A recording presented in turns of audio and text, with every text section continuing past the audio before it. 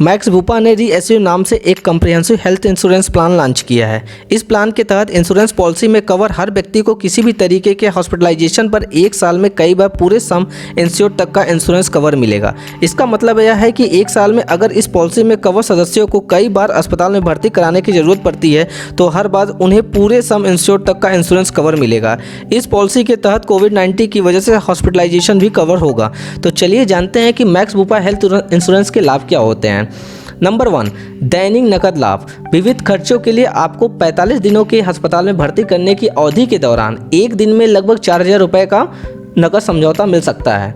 Number 2, प्रत्यक्ष दावा समझौता। इसमें पीपीए की भागीदारी नहीं हो सकती है, इसलिए दावा समझौता प्रत्यक्ष और संक्षिप्त है। नंबर 3, वैश्विक व्यापक बीमा। बीमित व्यक्ति दुनिया में कहीं भी मैक्स भूपा मेडिकल इंश्योरेंस के सामुदायिक चिकित्सा संस्थान में कैशलेस उपचार प्राप्त कर सकते हैं। नंबर 4, जीवन के लिए नवीनीकृत। मैक्स भूपा द्वारा प्रस्तावित सभी हेल्थ इंश्योरेंस नियमों में आजीवन नवीनीकृत विकल्प है। Number 5, cut price. 2 से 12 महीने की पॉलिसी खरीदने पर छूट प्राप्त होते हैं। मैक्स भूपा मेडिकल इंश्योरेंस द्वारा दिए गए पिक आउट रूल्स और प्रीमियम संबंधित मूल्यों में कटौती, और वो भी पॉलिसी अवधि के बारे में दूसरे वर्षों में है।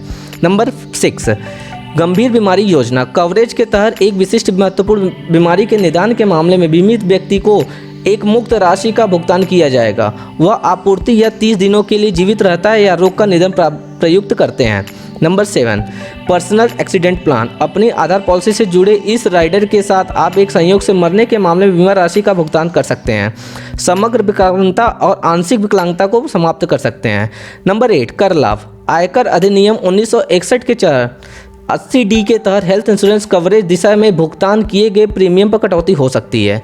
मैक्स भूपा हेल्थ इंश्योरेंस प्रीमियम गणना कैसे की जा सकती है, चलिए जानते हैं। मैक्स भूपा निम्नलिखित आधार पर प्रीमियम की गणना करता है। नंबर 1, योजना के प्रकार को चुनना। नंबर 2, बीमा राशि का विकल्प चुनना। नंबर 3, योजना में शामिल किए जाने वाले परिवार के सदस्यों की संख्या। नंबर 4, बीमित सदस्यों की आयु। नंबर 5, सदस्यों का भौगोलिक स्थान। चलिए जानते हैं कि कैसे मैक्स भूपा हेल्थ इंश्योरेंस पॉलिसी को नवीनीकृत किया जा सकता है। नंबर 1, मौजूदा पॉलिसी की समाप्ति की तारीख नज़दीक आने के बाद आपको प्रीमियम राशि के साथ नवीनीकृत नोटिस प्राप्त होगा। आपको कंपनी की वेबसाइट पर लॉगिन करना होगा और सम अकाउंट सेक्शंस में जाना होगा। नंबर 2, विकल्प के तहत आप नवीनीकृत करें। नीति में सबसे बड़े सदस्यों के जन्म की तारीख के साथ 14 अंकों की नीति संख्या दर्ज करने की आवश्यकता पड़ेगी। नंबर 3, अगर समान लागों की नवीनीकृत पॉलिसी के आगे बढ़ाया जाए तो यह मेडिकल परीक्षण नहीं किया जाएगा। हालांकि यदि पॉलिसी राशि में सुधार किया जा रहा है तो पिछले चिकित्सा इतिहास को प्रस्तुत करना होगा और एक चिकित्सा परीक्षण निर्धारित करना होगा। नंबर 4, एक बार विवरण दर्ज करने के बाद प्रीमियम भुगतान डेबिट कार्ड और ऑनलाइन भुगतान वॉलेट के माध्यम से किया जाना चाहिए। यदि भुगतान ऑनलाइन किया जा सकता है तो यह मैक्स भूपा साक्ष्य में किया जा सकता है। नंबर 5, 48 घंटे के भीतर मैक्स भूपा आपको नई पॉलिसी दस्तावेज की सॉफ्ट कॉपी ईमेल करेगा और आईडी 15 दिन में भेज दी जाएगी। मैक्स भूपा हेल्थ इंश्योरेंस क्लेम कैसे किया जा सकता है, चलिए जानते हैं। यदि आप नेटवर्कर अस्पताल में भर्ती हैं तो नंबर 1, आपको पहचान सत्यापन के लिए आपका मैक्स भूपा हेल्थ कार्ड जमा करना या अस्पताल में पॉलिसी नंबर और पासपोर्ट, पैन कार्ड, मतदाता पहचान पत्र साझा करने की आवश्यकता है। नंबर 2, एक बार पहचान सत्यापित हो जाने के बाद अस्पताल मैक्स भूपा हेल्थ इंश्योरेंस की पूर्व प्राधिकरण फॉर्म जमा करेगा।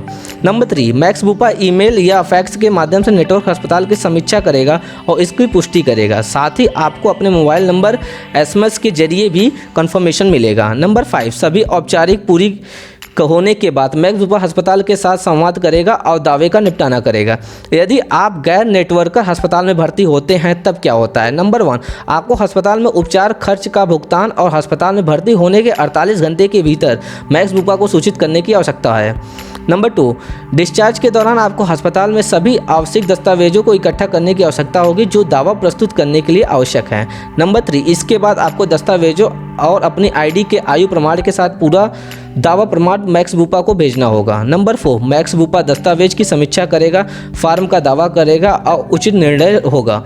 आपको राशि की प्रतिपूर्ति करके दावा का निपटाना होगा। यदि हमारे द्वारा दी गई जानकारी आपको अच्छा लगा हो तो हमारे चैनल को शेयर और सब्सक्राइब जरूर करें। Thank you.